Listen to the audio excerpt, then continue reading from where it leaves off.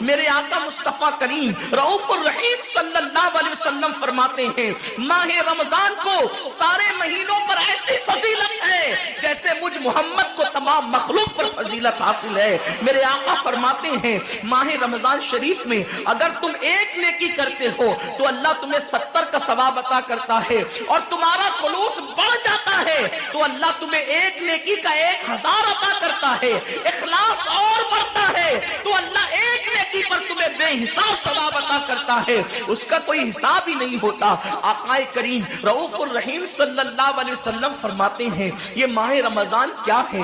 اللہ کے محبوب مصطفیٰ کریم صلی اللہ علیہ وآلہ وسلم ماہ رمضان شریف کے روزوں کی اہمیت بیان کرتے ہوئے فرماتے ہیں کہ ماہ رمضان شریف کا ایک روزہ اگر کوئی چھوڑ دے اور پھر ساری زندگی اس کے بدلے میں روزہ رکھے تو ساری زندگی کے روزے اس ایک ماہ رمضان کے روزے کے برابر نہیں ہو سکتے۔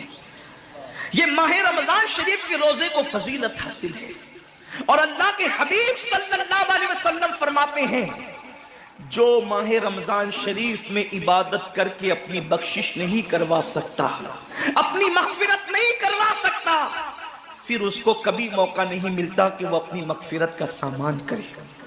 آقا کریم صلی اللہ علیہ وآلہ وسلم فرماتے ہیں کہ سال بھر تک ماہ رمضان شریف کے لیے جنت کو آراستہ کیا جاتا ہے، جنت کو سجایا جاتا ہے، جنت کو سنوارا جاتا ہے، اور آقا کریم صلی اللہ علیہ وسلم فرماتے ہیں بڑی بڑی آنکھ والی حوریں اللہ کی بارگاہ میں عرض کرتی ہے میرے کریم ہمیں ان کی دلہن بنانا جو ماہ رمضان شریف میں تیری عبادت کرتے ہیں، ہمیں ان کے نکاح میں دینا جو ماہ رمضان شریف کی راتوں کو جگ کر کے تجھے منانے کی کوشش کرتے ہیں۔ آقا کریم صلی اللہ علیہ وسلم فرماتے ہیں اگر کوئی بندہ ماہ رمضان میں زنا سے بچے، شراب سے بچے، جھوٹ سے بچے، کسی کو تہمت لگانے سے بچے، اور ماہ رمضان شریف کا احترام کرتے ہوئے گناہوں سے بچے تو اللہ تبارک و تعالی ہر رات کے بدلے، رمضان شریف کی ہر رات کے بدلے 100 حوروں کے ساتھ اس کا نکاح فرمائے گا۔ یعنی 30 راتیں ہیں تو 300 حوروں کے ساتھ اس کا نکاح ہوگا۔ اور آقا کریم صلی اللہ علیہ وسلم فرماتے ہیں ماہ رمضان شریف کا احترام جو کرے اور احترام ماہ رمضان میں جو لغویات اور خرافات کو ترک کر دے، جو گناہوں کو چھوڑ دے، زنا کو، شراب کو، جھوٹ کو، بہتان تراشی کو چھوڑ دے، آقا فرماتے ہیں اس رمضان شریف کا احترام کرنے والے کے لیے اللہ نے جنت میں ایک ایسا محل بنایا ہے۔ اس محل کا حال یہ ہے کہ دنیا کے سارے اولین اور آخرین یعنی آدم سے لے کر آخری آنے والے تک، انسان تک، اگر سارے اس محل کے اندر داخل ہو جائے تو بھی اس محل کی اتنی ہی جگہ وہ لیں گے جتنی کی بکرے کی ران آپ کسی مکان کے اندر رکھتے ہیں تو بکرے کی ران کتنی جگہ گھیرتی ہے، بس تمام اولین اور آخرین اس محل کے اندر اتنی ہی جگہ گھیریں گے، یعنی وہ محل اتنا بڑا اللہ نے بنایا ہے، اور وہ محل صرف ان کے لیے ہے جو ماہ رمضان کے احترام میں گناہوں کو ترک کر دیتے ہیں، گناہوں کو چھوڑ دیتے ہیں۔ میرے آقا صلی اللہ علیہ وسلم کے پیارے دیوانوں، لیکن افسوس ہم اور دنوں کی طرح ماہ رمضان شریف کی راتوں کو ضائع کر دیتے۔ تاجروں کا سیزن آتا ہے تو تاجر پہلے سے تیاری کرتے ہیں کہ اس سیزن کے اندر میں نے مالدار بننا ہے، اتنا مال میں نے کمانا ہے کہ پھر میں نے سارے سال گھر میں بیٹھ کر کے کھانا ہے۔ ٹیلر لوگ تیاری کرتے ہیں عید کے موقع پہ اتنی محنت کریں گے رات دن کہ سال بھر اگر کوئی کسٹمر نہ بھی آئے تو وہ گھر بیٹھ کے آرام سے کھا سکے۔ کپڑے والے سوچتے ہیں کہ سیزن آئے گا، جو بھی سیزن ان کا آتا ہے اتنا کمائیں گے کہ سال بھر بیٹھ کے کھائیں گے۔ لوگوں جیسے کپڑوں کا سیزن آتا ہے، ٹیلروں کا سیزن آتا ہے، پھلوں کا سیزن آتا ہے، ایک سیزن نیکیوں کا بھی آتا ہے، ایک سیزن مغفرت کا بھی آتا ہے، ایک سیزن جنتی بننے کا بھی آتا ہے، ایک سیزن اللہ کو راضی کرنے کا بھی آتا ہے۔ ارے یہ کیا کم ہے، میرے رسول سچے نبی صادق و مصدوق نبی نے فرمایا ماہ رمضان کی ہر رات اللہ پہلے آسمان پہ تجلی کرتا ہے اور اللہ اپنے بندے سے پکار پکار کر غروب آفتاب سے لے کر صبح صادق طلوع ہونے تک کہتا ہے میرے بندے اگر تو گنہگار ہے تو مجھ سے معافی طلب کرتا کہ میں تیری مغفرت کر دوں، میں تجھے جنت کا پروانہ عطا کر دوں، اگر تو غریب ہے تو مجھ سے دولت مانگتا کہ میں تجھے دولت عطا کر دوں، اگر تو نعمت سے محروم ہے تو نعمت مانگتا کہ میں تجھے نعمت عطا کر دوں۔ یہی وجہ تو ہے حضرات صحابہ کرام جب رمضان شریف آتا تو وہ ایسے تیاریاں کرتے تھے جیسے ہم اپنے گھروں کی شادیوں کی تیاری کرتے ہیں۔ صحابہ اتنے مصروف ہو جاتے رمضان شریف کی تیاریوں میں، اور کیسی تیاری کرتے، ہم بھی رمضان شریف کی تیاری کرتے ہیں۔ ہماری تیاری کیا ہے؟ سحری میں تری کے مسالے کو چاہیے، سحری کے اندر یہ چاہیے، سحری میں وہ چاہیے، افطار میں یہ چاہیے، افطار میں وہ چاہیے۔ مجھے اس سے کوئی جو ہے وہ شکوہ نہیں، میرے آقا نے اس سے منع نہیں کیا۔ حضور فرماتے ہیں کہ رمضان شریف میں گھر والوں کا دسترخوان وسیع کر دیا کرو، گھر والوں پہ زیادہ خرچ کیا کرو، اس لیے کہ جو گھر والوں پہ رمضان شریف میں خرچ کرتا ہے اللہ اس کو اپنی راہ میں خرچ کرنے کا ثواب عطا کرتا ہے۔ اور فاروق اعظم فرماتے ہیں جو رمضان شریف میں کشادگی کرے گھر والوں پر اللہ اسے جہاد میں خرچ کرنے کا ثواب عطا کرتا ہے۔ مجھے اس سے کوئی شکوہ نہیں، لیکن صحابہ کی تیاری کیا ہوتی تھی؟ جب رمضان شریف آتا صحابہ اپنے بستر کو باندھ دیا کرتے تھے۔ رمضان شریف آتا تو صحابہ بستر کو باندھ دیتے تھے۔ کیوں باندھ دیتے تھے بستر کو؟ اس لیے کہ اب سونا نہیں ہے، سونے کی راتیں 11 مہینے کی راتیں ہیں، اب غفلت میں زندگی نہیں گزارنا ہے، بلکہ راتوں کو جگ کر دن کو جگ کر اللہ کی اتنی عبادت کرنا ہے کہ عبادت کا سیزن آ گیا۔ اس لیے کہ اللہ کے رسول فرماتے ہیں جس نے رمضان شریف پایا اور عبادت کر کے اللہ کو راضی نہیں کر لیا ایسا بندہ ہمیشہ اللہ کی رحمت سے دور کر دیا جائے۔ اس لیے صحابہ رمضان شریف کی تیاری کرتے تھے، بستر باندھ دیتے تھے، اور اپنا معمول کیا ہے؟ جو فجر میں سوئیں گے تو وہ عصر میں اٹھیں گے، رات بھر جاگیں گے کرکٹ کھیلتے ہوئے، رات بھر جاگیں گے گلیوں میں گھومتے ہوئے۔ میرے آقا صلی اللہ علیہ وسلم کے دیوانوں، بہت قیمتی وقت آ رہا ہے، بہت قیمتی مہینہ آ رہا ہے۔ یہ وہ مہینہ ہے جو جہنمیوں کو جنتی بناتا ہے۔ آقا کریم صلی اللہ علیہ وسلم فرماتے ہیں ہر افطار کے وقت اللہ 60,000 ایسے جہنمیوں کو جہنم سے آزاد کر کے جنتی بناتا ہے جن کا جہنمی ہونا واجب ہو گیا تھا۔ اور ایک مقام پہ فرماتے 5 لاکھ جہنمیوں کو ہر افطار کے وقت جہنم سے آزاد کیا جاتا ہے۔ اور اسی پہ بس نہیں، حضور فرماتے ہیں جب شب جمعہ آتی ہے ماہ رمضان کی، جمعرات کا سورج غروب ہوتا ہے، تو جمعہ کا سورج غروب ہونے سے پہلے پہلے تک ہر سیکنڈ میں 5 لاکھ جہنمیوں کو جہنم سے آزاد کیا جاتا ہے۔ اور جب جمعہ کا آخری وقت آتا ہے، آخری ساعت آتی ہے، میرے کریم آقا فرماتے ہیں جمعرات کا سورج غروب ہونے سے لے کر جمعہ کا سورج غروب ہونے تک ہر لمحے میں جو 5 لاکھ کو آزاد کیا گیا تھا، اب آخری سیکنڈ میں جو غروب کا وقت ہوتا ہے جتنے آزاد کیے گئے تھے اتنوں کی تعداد کے برابر اس آخری ساعت کے اندر اللہ اپنے جہنمی بندوں کو جہنم سے آزاد کر دیتا ہے۔ کتنا قیمتی وقت ہوتا ہے، افطار کا وقت کتنا قیمتی ہے، سحری کا وقت کتنا قیمتی ہے، لیکن اس وقت بھی ہم کہاں لگے ہوتے ہیں۔ اب تو لوگوں نے ٹی وی چینلوں پر پروگرامات شروع کر دیے، دینی پروگرامات۔ مجھے دینی پروگرامات اگر ٹی وی پہ نشر ہوتے ہیں تو اس سے کوئی اختلاف نہیں ہے، لیکن آپ سے یہ عرض کرنا چاہتا ہوں کہ دین سیکھنے کا بھی کوئی وقت ہوتا ہے۔ اگر آپ سحری کے قیمتی لمحات میں ٹی وی کا منہ پکڑ کر بیٹھے ہیں تو آپ دعا کب کریں گے؟ افطار کے وقت آپ واٹس ایپ پر لگے ہیں تو اللہ سے مانگیں گے کب؟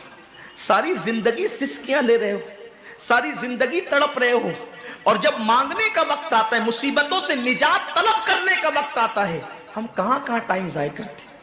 حضرت سیدہ ام ہانی رضی اللہ تعالیٰ عنہ فرماتی ہیں کہ میں نے اپنے کریم آقا صلی اللہ علیہ وسلم سے سنا، اللہ کے رسول صلی اللہ علیہ وسلم نے فرمایا اس وقت تک میری امت ذلیل نہیں ہوگی، اس وقت تک میری امت رسوا نہیں ہوگی جب تک وہ ماہ رمضان کا احترام کرتی رہے گی، جب تک تک امت محمدیہ ماہ رمضان کا احترام کرے گی انہیں دنیا کی کوئی طاقت ذلیل و رسوا نہیں کر سکے گی.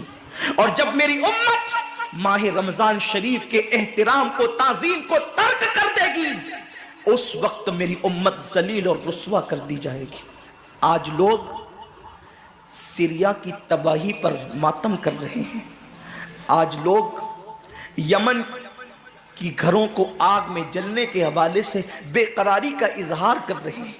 آج لوگ ہندوستان میں مسلمانوں کا حال زار دیکھ کر افسوس کر رہے ہیں.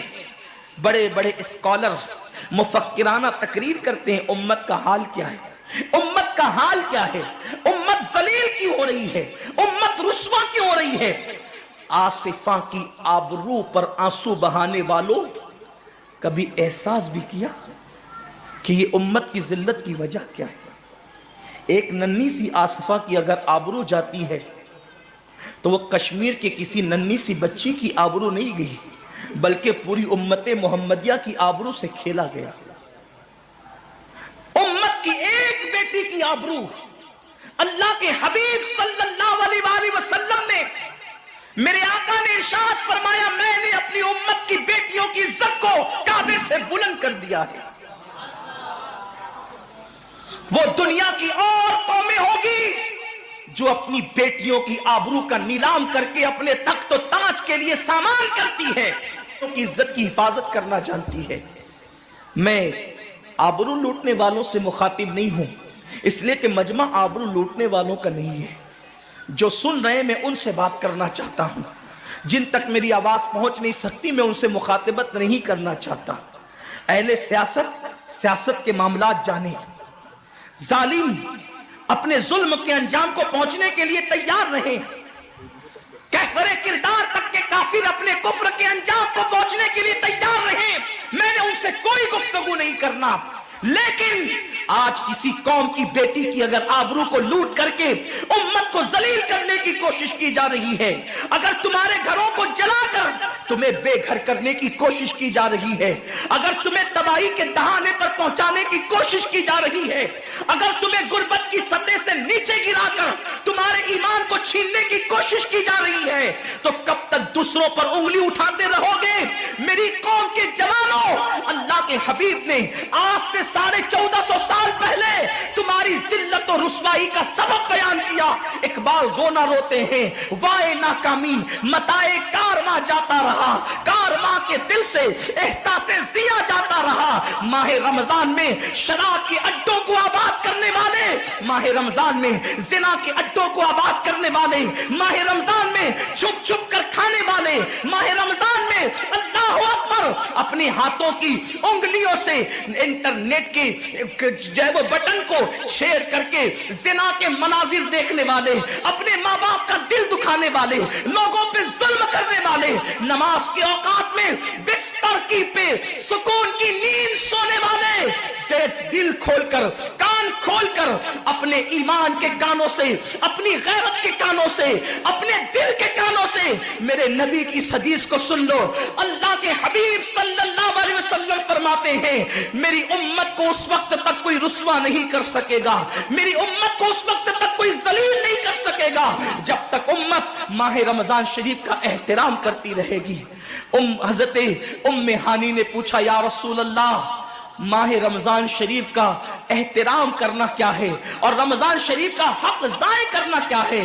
آقا فرماتے ہیں جو رمضان شریف میں بھی کبیرہ گناہوں میں مبتلا ہوتے ہیں وہ رمضان شریف کے حق کو ضائع کرتے ہیں, اور جو رمضان شریف کے حق کو ضائع کر دے پھر اس وقت امت کو ذلت و رسوائی سے دنیا کی کوئی طاقت بچا نہیں سکتی. آج ماہ رمضان شریف کا احترام کیا ہو رہا ہے؟ کل تک کے مسلمان اور دنوں میں گناہ کرتے تھے لیکن رمضان شریف آتا تھا تو کم سے کم فلمیں لوگ دیکھنا بند کر دیتے تھے, داڑیاں مڈانا بند کر دیتے تھے, مسجدوں کو آباد کرنا شروع کر دیتے تھے. اب تو لوگ کس قدر بے باک ہو گئے, کس قدر نڈر ہو گئے کہ رمضان شریف میں بھی لوگ اپنے آپ کو گناہوں سے نہیں روکتے, بلکہ میری قوم کا جوان بڑے دھڑلے سے کہتا ہے یار اپنے سے روزہ نہیں رکھا جاتا اس لیے کہ ہمیں تو گٹکے کی عادت ہے, ہمیں تو پان کی عادت ہے, ہمیں تو سگریٹ کی عادت ہے. شرم کرو, شرم کرو. نبی کے نام پہ جان قربان کرنے کی بات کرنے والوں، جو نبی کے نام پر 12-16 گھنٹے بھوکے اور پیاسے نہ رہ سکے، وہ نبی کے نام پہ جان کیا قربان کر سکتے؟ اور جب سے تم نے احترام رمضان المبارک ترک کر دیا، تمہاری آبرو کو لوگوں نے کھیل بنا لیا، اور اب تو لوگوں کو احساس گناہ بھی نہیں رہا، احساس جرم بھی نہیں رہا۔ گناہ کے ساتھ اگر احساس گناہ انسان کی زندگی میں ہے تو انسان اپنے آپ کو گناہوں سے بچا لیتا ہے، لیکن اب ہمارے اندر احساس گناہ نہیں۔ اب تو ہم گناہ کو ہنر سمجھتے ہیں، اب تو ہم گناہوں کو فیشن سمجھتے ہیں۔ احساس گناہ کیا ہے؟ اگر انسان گنہگار ہو اور احساس گناہ بھی ہو تو وہ ایک نہ ایک دن سدھر جاتا ہے، وہ ایک نہ ایک دن سنور جاتا ہے۔ ہمارے پاس احساس گناہ ختم ہو گیا۔ آئیے بتاؤں احساس گناہ کتنی قیمتی چیز ہے۔ رمضان شریف میں کھا رہے ہیں، پی رہے ہیں، بلکہ مسلمانوں کی ہوٹلیں بند ہے تو غیر مسلموں کی ہوٹلوں میں کھا رہے ہیں، چھپ چھپ کر گھروں میں کھا رہے ہیں۔ لوگوں سے چھپ کر کھانے والوں، جو تیرا کچھ نہیں بگاڑ سکتا تو اس انسان سے چھپ کر کے کھا رہا ہے۔ جو خدا تجھے سزا دے گا کیا تو اس کی نگاہوں سے بھی چھپ سکتا ہے؟ اور روزے بھی کیا روزے رہ گئے، اب تو روزے بھی رسم بن گئے۔ جو روزے رکھتے ہیں رمضان شریف میں، ان کو روزہ رکھنے کی عادت ہے، وہ روزے کو عبادت نہیں سمجھتے۔ جو روزہ عادت بن جائے وہ نجات نہیں دلا سکتا، جو روزہ عبادت بن جائے وہ نجات دلا سکتا۔ ایک تو روزے کی عادت ہے اور ایک تو روزہ عبادت ہے۔ روزہ عادت اور عبادت میں فرق کیا ہے؟ عادت یہ سب نے رکھا ہم بھی رکھ لیں، یہ عادت ہے۔ نہ رکھیں گے تو کیا جواب دیں گے، یہ عادت ہے۔ نہ رکھیں گے تو لوگ تانا دیں گے، عادت ہے۔ پھر روزہ عبادت کیا ہے؟ روزہ عبادت یہ ہے کہ اللہ نے روزہ رکھنے کا حکم دیا ہے اور مصطفیٰ جان رحمت نے روزے کا حق یہ بتایا ہے، اگر تو روزہ رکھے تو صرف بھوکا پیاسا نہ رہے، بلکہ تیرا ہاتھ بھی روزے دار رہے، تیری زبان بھی روزے دار رہے، تیری آنکھ بھی روزے دار رہے، تیرا پیر بھی روزے دار رہے، تیرا کان بھی روزے دار رہے۔ کان روزے دار اس طرح کہ کان اللہ کے ممنوع کردہ چیزوں کو نہ سنے، ہاتھ روزے دار اس طرح ہاتھ اللہ کے منع کردہ کاموں کو نہ کرے، زبان روزے دار اس طرح کہ زبان اللہ کی ممنوع کردہ چیزوں کو ادا نہ کرے، پیر روزے دار اس طرح کہ پیر اس جگہ چل کر نہ جائے جہاں اللہ نے جانے سے منع کیا ہے۔ جب تو ان سارے اعضاء کو روزے دار بناتا ہے تو ایسے روزے کے معاملے میں میرا اللہ فرماتا ہے روزہ میرے لیے ہے اور میں ہی اس کی جزا ہوں۔ ہر عمل کی جزا جنت ہے، روزے کی جزا خدا کی ذات ہے۔ اسی لیے آقا فرماتے ہیں روزے دار کو دو خوشی ہے، ایک تو افطار کے وقت، دوسرا لقائے رحمان کے وقت، خدا کی زیارت کے وقت۔ صحابہ نے پوچھا آقا ہم اللہ کی زیارت کیسے کریں گے؟ آقا فرماتے ہیں جیسے تم آسمان پہ چاند دیکھتے ہو بلا تمثیل، اسی طرح تم خدا کی زیارت کیا کرو گے۔ یہ روزے داروں کی شان ہے۔ آج کے روزے کیا ہے؟ جس میں جھگڑا، جس میں غیبت، جس میں چگلی، جس میں فساد۔ روزے کو عادت مت بناؤ، روزے کو عبادت بناؤ۔ احساس مٹ گیا، عبادتوں کا احساس مٹ گیا، گناہوں کا احساس ختم ہو گیا۔ جب تک کہ لوگوں میں گناہوں کا احساس زندہ تھا وہ عبادت کر کے بھی اللہ سے ڈرتے تھے، وہ عبادت کر کے بھی رب کی بارگاہ میں آنسو بہاتے تھے کہ مولا میں تو حق ادا نہ کر سکا۔ لیکن آج احساس نہیں ہے، اس لیے لوگ ہنستے ہنستے افطار کرتے ہیں۔ حالانکہ صحابہ کا معمول تھا جب افطار کا وقت آتا وہ ہاتھوں کو اٹھا کر کے روتے اور کہتے مولا روزہ تو چلا گیا لیکن روزے کا حق نہ ادا ہو سکا، آنسو بہاتے ڈرتے۔ لیکن آج ایسا کچھ بھی نہیں ہے۔ ہماری ساری نیتیں تو دسترخوان پہ لگی ہوتی ہے افطار کے وقت۔ آئیے ایک بات نکل آئی، احساس گناہ۔ کیا ہے احساس گناہ؟ آقا نے فرمایا نا کہ جب رمضان شریف کا حق ضائع کر دو گے تو اللہ تم سے عزت کو چھین لے گا، تم ذلیل و رسوا ہو جاؤ گے۔ احساس ختم ہے گناہ کا، اسی لیے رمضان شریف میں بھی گناہ کرتے ہیں، اور گناہ کر رہے ہیں تو ذلیل ہو رہے ہیں۔ احساس کسے کہتے ہیں؟ احساس یہ ہے کہ میں نے کیا کیا، چھوٹے سے گناہ کو بڑا سمجھنا میں نے کیا کیا۔ ایک خاتون بارگاہ رسالت میں آئی اور عرض کیا یا رسول اللہ مجھ سے زنا ہو گیا ہے، میں نے بہت بڑا جرم کر لیا ہے، آپ مجھ پہ حد لگا دیں، حد جاری کر دیں تاکہ میں گناہ سے پاک ہو جاؤں۔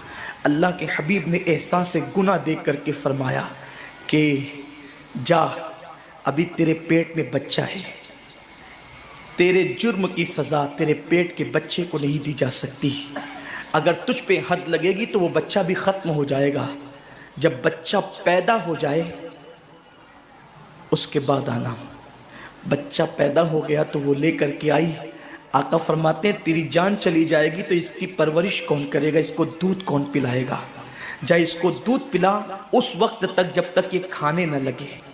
وہ بچے کو 2 سال تک دودھ پلاتی رہی، اور جب بارگاہ رسالت میں آئی تو بچے کے ہاتھ میں روٹی کا ٹکڑا دے کر کے آئی، بچہ روٹی کھا رہا تھا، عرض کی آقا مجھ پہ حد جاری کریں تاکہ میرا گناہ جو میرے دامن پہ لگا ہے وہ دھل جائے۔ حضور نے 3 مرتبہ اس کو اپنے دروازے سے ٹالا، اگر کوئی دوسرا ہوتا اس کو ڈھیل دی جاتی تو وہ بھاگ جاتا، دوبارہ پلٹ کرنا آتا، لیکن احساس گناہ تھا، گناہ کا احساس تھا کہ یہاں گناہ مٹ جائے تاکہ وہاں جواب دینے سے بچ جاؤں۔ اس خاتون نے 3 مرتبہ حاضری دی، حضور اب میرا بچہ روٹی کھانے لگا ہے، مجھ پہ حد لگا دے تاکہ میں پاک ہو جاؤں۔ اللہ کے حبیب نے فرمایا اللہ کی بندی، جب اللہ نے تیرے جرم پہ پردے ڈال دیے تھے تو تو نے اظہار جرم کیوں کیا؟ اب چونکہ تو جرم کا اظہار کر چکی ہے، اقبال گناہ کر چکی ہے، اب تجھ پہ حد لگائی جائے گی۔ اور اس کو سنگسار کر دیا گیا۔ جب وہ مر چکی اور اس کو دفن کر دیا گیا تو کسی نے کہا کتنی بدبخت تھی وہ عورت جس نے رسول پاک کے دور میں منہ کالا کیا۔ میرے نبی نے فرمایا تو اس کا گناہ دیکھتا ہے، تو اس کا احساس گناہ نہیں دیکھتا۔ اس نے ایسی توبہ کی ہے، اگر اس کی توبہ 70 جہنمیوں پہ تقسیم کی جاتی تو اللہ ان کو بھی جنت عطا فرما دیتا۔ آقا کریم صلی اللہ علیہ وسلم فرماتے ہیں جو رمضان شریف میں گناہ کبیرہ کرتے ہیں، اب گناہ کبیرہ کی بہت بڑی تعریف ہے، اس کو نہیں بیان کروں گا، لیکن جو گناہ کبیرہ بڑا گناہ کرتے ہیں، پہلی بات تو چونکہ میرا مسلک صوفیہ ہے، صوفیہ سے کسی نے پوچھا کہ گناہ بڑا کیا ہے؟ امام غزالی فرماتے ہیں نہ کوئی گناہ چھوٹا ہے نہ کوئی گناہ بڑا ہے، بات تو یہ ہے جس گناہ پر خدا تیری پکڑ کر لے وہی گناہ سب سے بڑا ہے، اور جس نیکی پر خدا تجھے بخش دے وہی نیکی سب سے بڑی ہے۔